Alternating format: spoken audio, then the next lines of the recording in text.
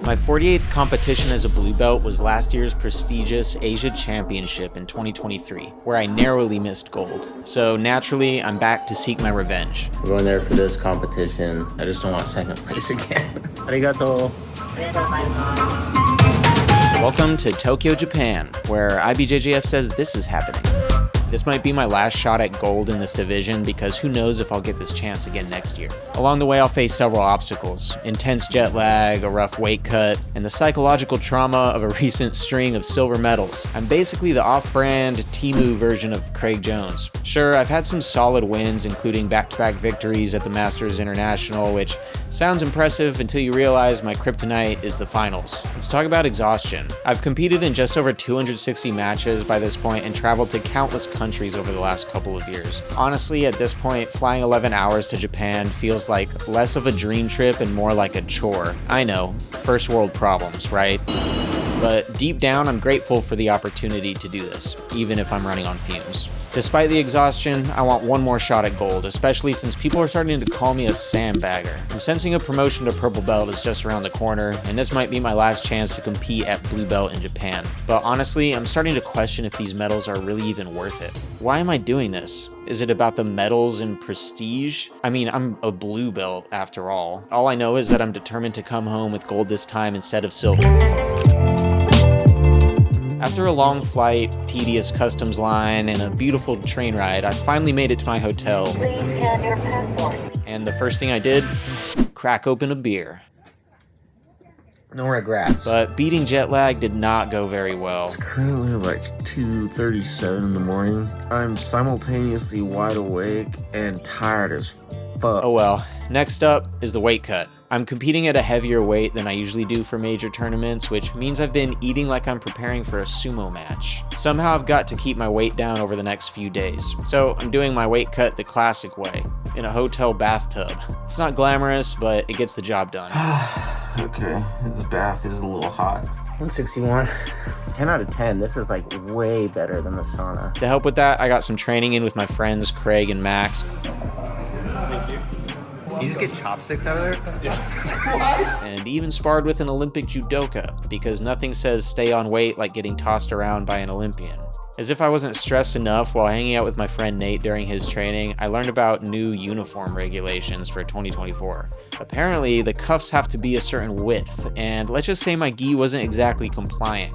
Neither of them were. If I couldn't find a new gi, I was worried I'd fail the inspection, but I decided to wing it, hoping they'd be selling new 2024 compliant gis at the venue if mine failed. The stress was building up, but every now and then I'd remember something Craig Jones said about jiu-jitsu just being play fighting or something like that. That's why I don't get people take it so serious, martial arts so serious. It's just pretty stupid, really. We're just wrestling each other, you know? Yeah. We put the meaning into it, but to someone that doesn't follow the sport, it looks stupid. Well, all of human existence is pretty silly.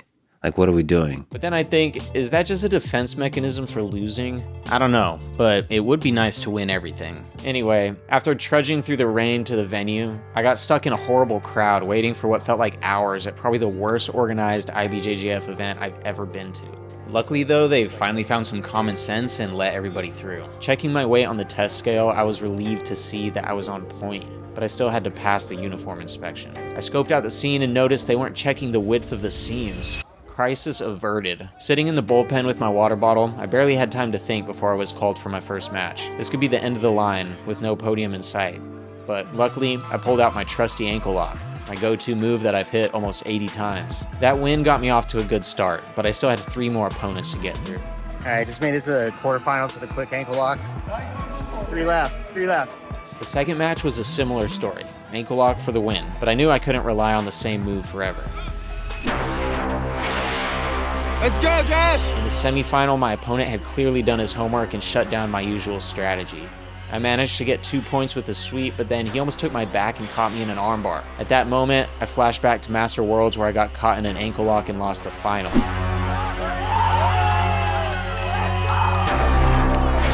Back in the present, I somehow escaped, stayed on top, and secured my place to the finals. 1 match left for gold. And this was it. The moment that would determine whether I'd get the gold medal I'd flown over 5,000 miles for, cut weight for, and stressed out over, or if I'd end up with silver again, once more the second best. Wow. But this time, I was determined. In that moment, it wasn't about the medal or even enjoying the process. All I knew was that I was going to get out there and just do my best, because in the end, the medal isn't up to me. My opponent was tough. He'd also seen my strategy in the earlier matches, and we even got stalling penalties. I knew I had to find a way to get into my strongest attacking position. I used a lasso half butterfly to elevate him into single leg X and managed to secure the foot. And he tapped. I had done it. I could hear Penny and Raptor cheering from the stands. But I feared my opponent might be injured, so I knelt silently for a moment. Then we stood up and the ref raised my hand.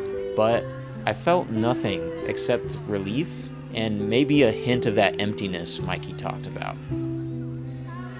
I did it for the wrong reasons, you know. I really thought it would make me happy. And what you learn is it doesn't fill a void at all. Filling the void isn't from any activity or anything. It's from self-fulfillment, like helping people and having a purpose. Yeah. You know, because a title, what is a title? And next year someone else will win it. Then the next year someone else will win it. Before the final, I remember looking up to the sky and thinking, I'm just grateful to be here, able to do what I love. No matter how many matches I have left, if that's one or if that's all four, I'm happy I can just step onto the mat and compete. And that's it. That's all I can do. Winning wasn't the ultimate fulfillment.